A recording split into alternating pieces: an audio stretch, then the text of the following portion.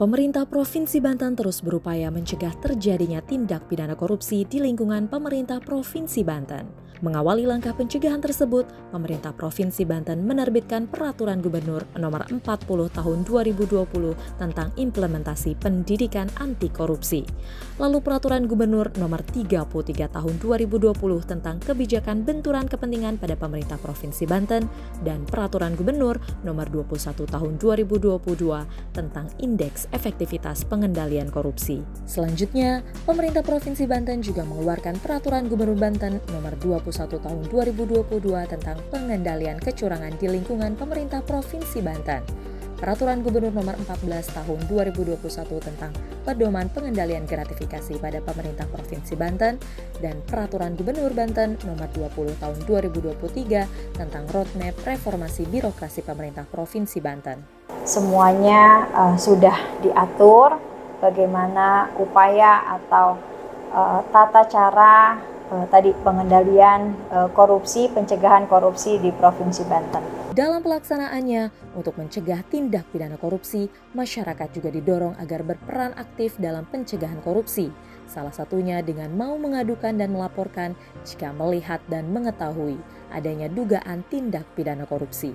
Kalau instrumennya kita ada whistleblowing, ada pengaduan masyarakat bisa langsung dilaporkan melalui kanal whistleblowing, kanal pengaduan masyarakat yang sudah ada. Kemudian ada span lapor itu yang sudah berjalan pada pemerintah Provinsi Banten, bisa dicek di website secara resmi. Semua masyarakat bisa melaporkan, tetap menunjukkan KTP yang pasti, kalau di situ suruh input nomor induk kependudukan NIK-nya. Tentunya itu kan sebagai upaya tindak lanjut pemerintah dalam hal menanggapi permasalahan-permasalahan yang ada di Provinsi Banten. Tentunya kembali lagi untuk kesejahteraan masyarakat, pemerintah perlu mendapatkan masukan, kriteria dan untuk bagaimana pelayanan publik pada pemerintah Provinsi Banten ini dapat berjalan dengan baik.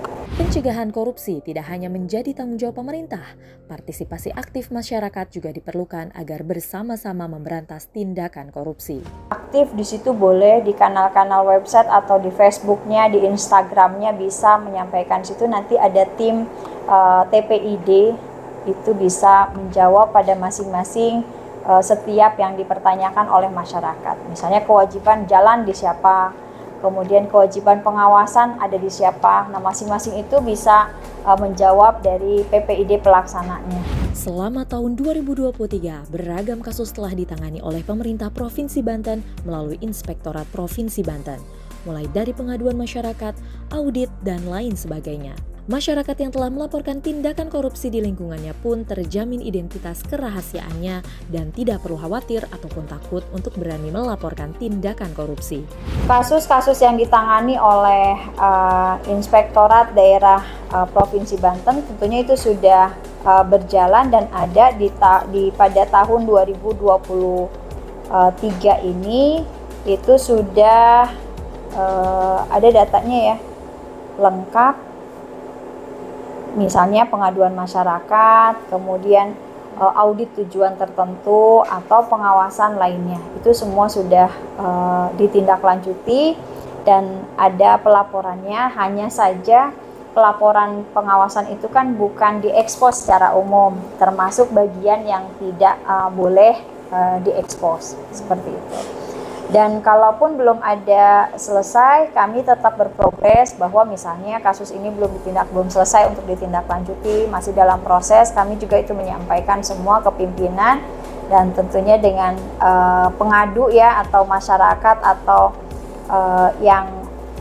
pengampu yang ingin menindaklanjuti itu juga sudah kami sampaikan. Biasanya ada kalau untuk tujuan tertentu itu kita kerjasama dengan APH, aparat pengawas itu biasanya ke kita, misalnya minta diperbantukan untuk mengaudit hal yang tadi dipertanyakan oleh masyarakat. Inspektorat Provinsi Banten juga pernah menerima aduan kasus perselingkuhan yang menjurus pada tindakan korupsi, pelecehan seksual, dan tindakan lainnya yang menjurus pada perbuatan korupsi. Pengaduan masyarakat itu dari mulai kasus perselingkuhan, akhirnya kan tidak memberikan nafkah secara baik kepada istri dan keluarganya. Di situ ada benturan kepentingan. Ada contohnya mungkin yang kemarin salah satunya masuk, tidak perlu disebutkan siapa orangnya ya, tapi itu ada yang masuk bahwa terjadi pelecehan terhadap warga masyarakat Banten ya, yang dilecehkan oleh oknum ASN. Itu ada, itu juga harus ditindaklanjuti. Itu juga termasuk dampak-dampak dari korupsi ya. Kenapa bisa seperti itu? Tadi intinya kan kalau korupsi 9 nilai inti integritas dari situ. Jujur, minimal jujur. Sebagai pengingat bersama yang harus diketahui dan diimplementasikan dalam kehidupan sehari-hari agar terhindar dari tindakan korupsi, yaitu menanamkan 9 nilai integritas anti korupsi agar terhindar dari korupsi, di antaranya yaitu bersikap jujur, tanggung jawab, disiplin, mandiri, kerja keras, sederhana, peduli dan adil. Menanamkan nilai-nilai integritas ke ASN itu banyak sekali. Contoh di reformasi birokrasi itu ada kemarin yang sudah kita laksanakan di minggu lalu, ASN berakhlak. Nah, di ASN berakhlak itu komponen-komponennya sangat jelas. Seperti apa? Misal menjunjung tinggi dari satu nilai aja, apel pagi. Di apel pagi itu tentunya kita sudah dapat atau bisa mendengarkan, kemudian memahami apa tugas kita selama seminggu ke depan, 1 bulan ke depan, dan bisa juga meyakini atau memahami bagaimana kemarin atau tindak lanjut yang kemarin yang belum ditindaklanjuti seperti apa. Jadi bisa mereview dari mulai di apel pagi. Kalau kita nggak sempet exit meeting, entry meeting, nah itu bisa disampaikan melalui salah satunya adalah budaya berakhlak tadi, apel pagi, salah satunya yang dicanangkan, seperti itu. Selain itu, sebagai bagian dari transparansi dan mencegah tindakan korupsi, pemerintah Provinsi Banten melakukan ekspedisi reformasi birokrasi tematik berdampak dengan mendatangi masing-masing kabupaten kota di Provinsi Banten, berikut didampingi oleh para kepala OPD yang berwenang pada tugasnya masing-masing agar persoalan yang ditemukan di masing-masing kabupaten kota bisa lebih responsif. Di antara langkah-langkah teknis pencegahan, umpamanya kita sudah menggulirkan dalam pengadaan barang dan jasa dengan e-katalog. Itu salah satu langkah ya. Lalu kita melakukan roadshow, reformasi birokrasi berdampak atau ekspedisi, itu bagian dari transparansi. Dalam setiap kesempatan di 8 kabupaten kota itu saya selalu memperkenalkan kepala OPD untuk bagian dari tanggung jawab publiknya.